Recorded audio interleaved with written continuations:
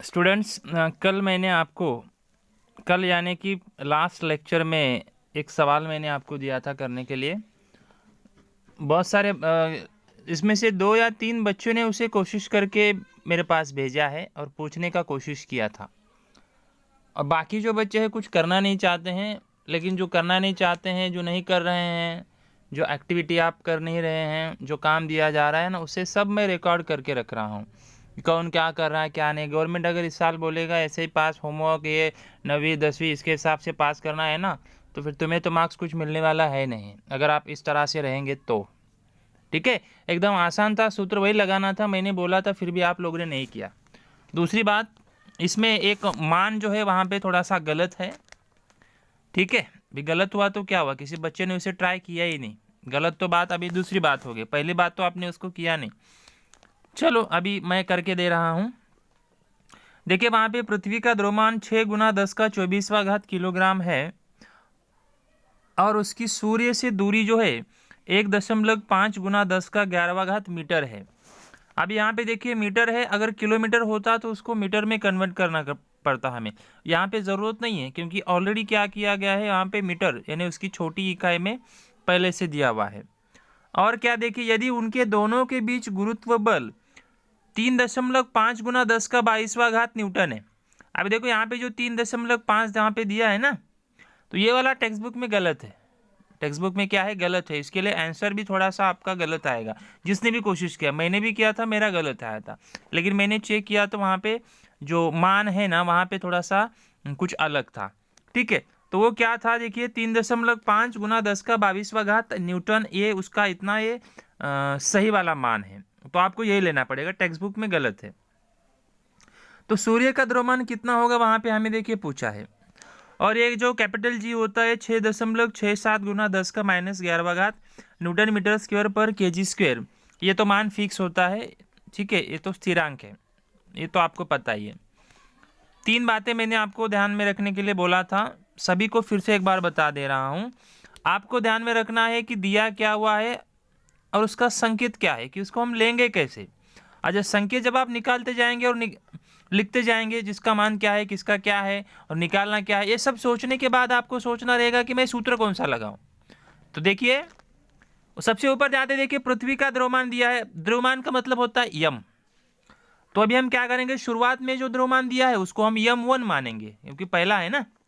2 द्रव्यमान है तो यम1 यम2 लेना पड़ेगा, 1 है तो यम ही लीजिए। तो देखिए पृथ्वी का द्रव्यमान यम1 बराबर कितना मान है, 6 गुना 10 का 24वां घात किलोग्राम। तो यहाँ पे वही सेम लिख देना है, 6 गुना 10 का 24वां घात किलोग्राम। ठीक है, दूसरी बात, सूर्य से उसकी दूरी। अब यहाँ पे दूरी मतलब हम डिस्टेंस बोलते हैं, लेकिन यहाँ पे आर लीजिए या डी लीजिए, नो प्रॉब्लम, कोई फर्क नहीं पड़ेगा, और एज इट इज आपको मार्क्स मिलेगा। डी ले लीजिए या आर लीजिए, क्योंकि आर क्या होता है एक्चुअली मैथ्स में लेते हैं रेडियस, डी डिस्टेंस है, नॉर्मली किसी अदर लैंग्वेज में भी हम ले सकते हैं। तो देखिए 1.5 यानी कि सूर्य से दूरी जो दिया है आपको वहां पे लिखना पड़ेगा। सूर्य की दूरी मतलब मैंने क्या लिखा वहां पे, आर। तो आर बराबर देखिए 1.5 गुना 10 का 11वां घात मीटर है। फिर उनके दोनों के बीच गुरुत्वीय बल देखिए क्या है, गुरुत्वीय बल, बल मीन्स बोलते हैं हम उसको फोर्स। तो फोर्स के लिए क्या सूत्र मतलब चिन्ह इस्तेमाल करते हैं, एफ। लेकिन उससे पहले हम क्या लिखेंगे, शब्दों में लिखेंगे गुरुत्व बल, एफ बराबर। तो वहां पे देखिए क्या है, 3.5 गुना 10 का 22वां घात न्यूटन। तो क्या था देखिए, 3.5 गुना 10 का 22वां घात न्यूटन है। ठीक है, तो ये आपको वहां पे क्या करना है, लिख देना है। तो देखिए तीनों मान आपने वहां पे लिख दिया। अभी ये मान, और जिसको ये यहां तक आ गया ना, आगे तो आना ही है। ऐसा हो ही नहीं सकता कि आपको सामने वाला सवाल मतलब जो आगे का जो क्रिया है वो नहीं आए। तो शुरुआत के जो देखिए 3 प्रक्रिया मैंने वहाँ पे ढूंढी है। पृथ्वी का द्रव्यमान यम1, सूर्य से दूरी आर, गुरुत्वीय बल फोर्स एफ दिया हुआ है, और पूछा क्या है लास्ट में कि सूर्य का द्रव्यमान कितना होगा। एकदम सिंपल है कि सूर्य का द्रव्यमान बोला है m2। अभी द्रव्यमान ऊपर मैंने यम1 लिया था, तो दूसरी बार द्रव्यमान आया है तो वहाँ पे m2 लेना पड़ेगा। तीसरी बार आया तो m3, तो आगे आप उसको लेते जाइए, m1 m2 m3 m4, ये तो ये बढ़ता ही जाएगा। ठीक है, सूत्रानुसार सूत्र क्या है हमारा, F बराबर जी m1 m2 बटे r का वर्ग। सूत्र क्या है हमारा, जी m1 m2 बटे r का वर्ग, ये हमारा सूत्र है।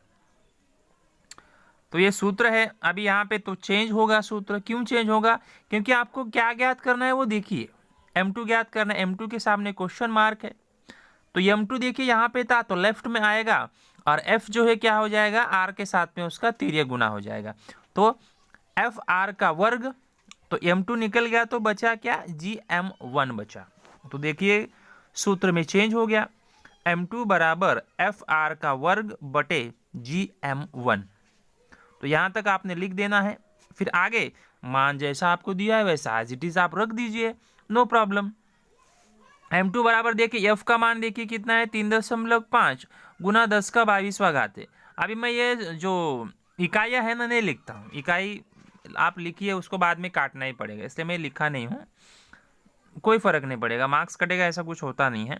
3.5 गुना 10 का 22वां घात गुना आर कितना दिया है देखिए, 1.5 गुना 10 का 11वां घात, तो ये आर का वर्ग बोला है तो इसलिए कोष्टक में चला जाएगा, ब्रैकेट में 1.5 इंटू 10⁻11 ब्रैकेट स्क्वेयर हो गया।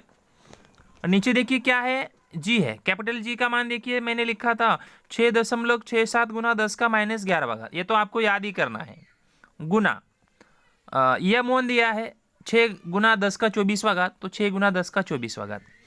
अभी यहाँ ये जो ये स्टेप है ना, इसमें आपको क्या करना है, जो घात चरांक वाला जो ये होता है ना, इसको आप अलग कीजिए और संख्या को अलग कीजिए, जो सिंपल संख्या है ना उसको अलग कीजिए, और जो चरांक घातांक वाला जो रेशो में होता है ना उसको आप अलग कीजिए। कैसे, देखिए मैंने 3.5 और 1.5 को अलग किया, 3.5 1.5 पूरा ब्रैकेट का वर्ग है ना, तो 1.5 का वर्ग कितना होता है, 225 होता है, 2 के बाद दशमलव यानी कि देखिए 2.25 हो जाएगा, और एक बीच में 11 है और ब्रैकेट का स्क्वायर है, तो 11 का 2 के साथ गुना हो जाएगा, तो देखिए 11 गुना 2 22, और ये 22 कितना हो जाएगा, 44 हो जाएगा, लेकिन नहीं कॉमन लिख दीजिए ना, तो 10 का 22वां घात और यहाँ पे भी 10 का 22वां घात, तो मैंने देखिए वहाँ पे क्या लिखा है, 10 का 44वां घात। तो देखिए क्या किया मैंने, ये संख्या को अलग किया, और जो घात वाला रेस वाला होता है ना उसको मैंने अलग किया है, यानी कि 3.5 गुना 2.25 गुना 10 का 44वां घात, इसको मैंने अलग लिखा है।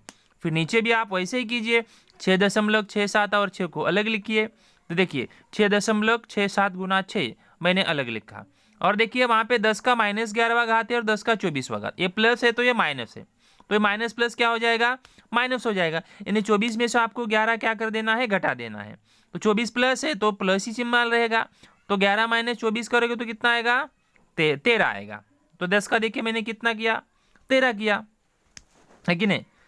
तो फिर देखिए वहाँ पे अभी आपको 3.5 गुना 2.25 का गुना करना है, जो मैंने यहाँ पे नहीं किया है, दशमलव का गुना आपको आना चाहिए, आप कक्षा 7वीं से पढ़ रहे हैं, तो मैंने सीधा यहाँ से उत्तर लिख दिया है। अरे राइट साइड में आपको यहाँ पे कैलकुलेशन करना रहेगा, वो आपका काम है, क्योंकि मैं करते रहूँगा तो फिर समय इसी में बर्बाद हो जाएगा। तो m2 बराबर देखिए 7.875 गुना 10 का 44वां घात, 6.67 गुना 6 का करेंगे तो 40.02 आएगा, गुना 10 का 44 और 10 का 13 घात जैसे का वैसे। फिर देखिए मैंने क्या किया, 7.875 को आपको भाग देना है, भाग देने पे देखिए आपका उत्तर आएगा 0.1968, और 10 का यहाँ पे 31वां घात, 31वां क्यों, क्योंकि 13 को मैं ऊपर ले जाऊंगा तो प्लस का माइनस हो जाएगा, और 44 - 13 होता है 31, 44 - 13 क्या हो जाएगा 31, और एक किलोग्राम क्यों लिखा, क्योंकि m2 मास द्रव्यमान की इकाई होती है किलोग्राम, द्रव्यमान की इकाई क्या होती है, किलोग्राम होती है। तो ये 0.1968 गुना 10 का 31वां घात किलोग्राम, तो ये दशमलव यहाँ है, तो दशमलव को आगे बढ़ाना है, जब आगे बढ़ाना है तो एक संख्या वहाँ पे क्या हो जाएगी, कम हो जाएगी। तो देखिए क्योंकि आंसर क्या करते हैं कि एक नंबर के बाद में लिखते हैं, क्योंकि यहाँ पे 0 है तो उसका कोई मान नहीं है, तो इसलिए ये दशमलव यहाँ हट गया, तो इसका 31 का एक मतलब क्या हो जाएगा, कम हो जाएगा, यानी कि 30 हो जाएगा।